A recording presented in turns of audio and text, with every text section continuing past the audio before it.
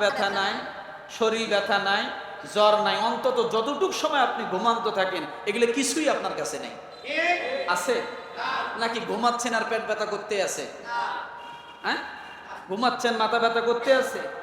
তাহলে রাতকে আল্লাহ লিবাস হিসেবে দিয়েছেন। وَجَعَلْنَا اللَّيْلَ لِبَاسًا وَجَعَلْنَا النَّهَارَ مَعَاشًا। আল্লাহ বলেন, আমি ও দুনিয়ার মানুষ, আমি আল্লাহ তাআলা এই রাতকে তোমাদের জন্য লিবাস হিসেবে দিলাম। কারণ তোমরা সারাদিন পরিশ্রম করবে, কষ্ট করবে, আমি আল্লাহ তাআলা স্বস্তির জন্য তোমাদেরকে আমি আল্লাহ রাত্র দিয়েছি।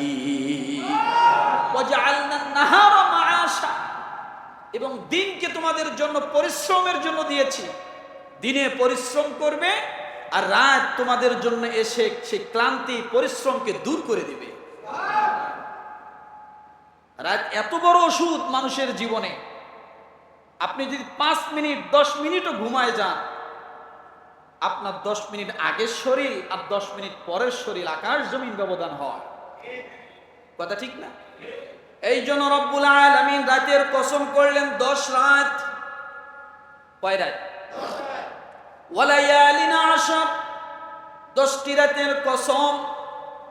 এরপরে তৃতীয় নম্বরে আল্লাহ যে কসম করলেন ওয়াশ-শাফঈ ওয়াল ওয়াতর, যে 10টি রাতের কসম করেছেন আল্লাহ, ওই 10টি রাত হলো জিলহজ মাসের প্রথম 10 দিনের 10টি রাত।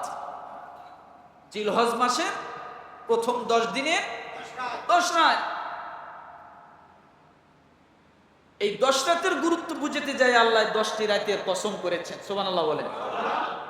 এরপরে রব্বুল আলামিন তৃতীয় নম্বরে বলেন ওয়াশ-শাফঈ ওয়াল ওয়াতর, এবং জোর ও বিজোরের কসম। জোর ও জোরে বলে জোর ও বিজোরের কসম।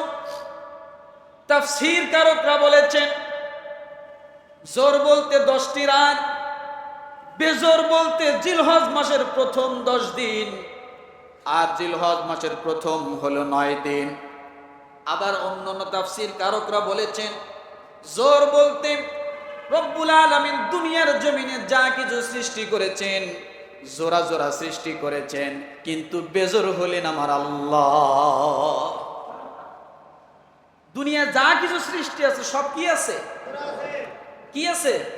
ওয়া খালাকনাকুম আজওয়াজা, আল্লাহ বলেন আমি আল্লাহ তাআলা যা কিছু সৃষ্টি করেছি সব জোড়ায় জোড়ায় সৃষ্টি করেছি। গাছ, এই গাছেরও জোড়া আছে। মাছের জোড়া আছে। সাগর, নদী, নালা, খাল, বিল যা কিছু দেখে সব আল্লাহ কি করেছেন? কথা বলে না, জবান খোলেন।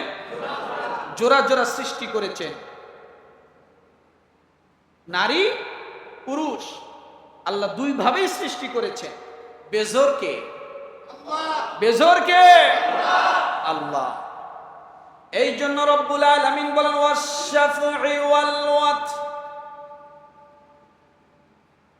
তাহলে 9টি রাত আর হলো 10টি দিন, অথবা জোর এবং বেজোর যা কিছু সৃষ্টি করেছেন আল্লাহ সব কিছুকে রব্বুল আলামিন তার কসম করতেছেন। এরপরে রব্বুল আলামিন চতুর্থ নম্বরে যে কথা বলেছেন ওয়াল্লাইলি ইযা ইয়াস, চতুর্থ নম্বরের কসম। 4 নম্বর কসম ওয়াল্লাইলি ইযা ইয়াস, এবং রাত যখন তা গত হতে থাকে, রাত যখন গত হয় শেষের দিকে একবার গভীর কালো অন্ধকারাচ্ছন্ন শেষ হয়, ওই সময়টা কোন সময়? কথা বলে ফজরের আগে এবং রাতের মনে করেন 3টা ভাগ, প্রথম 2 ভাগ শেষ হওয়ার পরে, অর্থাৎ যেমন রাত 3টা 4টা, কথা ঠিক না? এই রকম সময়। কেন আল্লাহ এই সময়টুকুর কসম করলেন? কারণ ওই যে বললাম রাত পুরোটাই দামি, আবার আল্লাহ সে রাতকে ভাগ করলেন, শুরু একটা একরকম দামি, মধ্যরাত একরকম দামি, শেষ রাত আরেক রকম দামি। রাত শেষ হওয়ার পর ফজর হলো কি আরেক রকম দামি। আল্লাহ রাতটাকে আবার খণ্ডন করে করে রাতের মর্যাদা গুরুত্ব বুঝাইতে চাইলে। আমার ভাইরা, এই জন্য বলা হয় যে শেষ রাত্রে ইবাদত আল্লাহর কাছে সবচেয়ে বেশি দামি, কারণ শেষ রাতটুকু আল্লাহর কাছে বেশি দামি। আমার ভাইরে 4টা কসম করলেন, এরপরে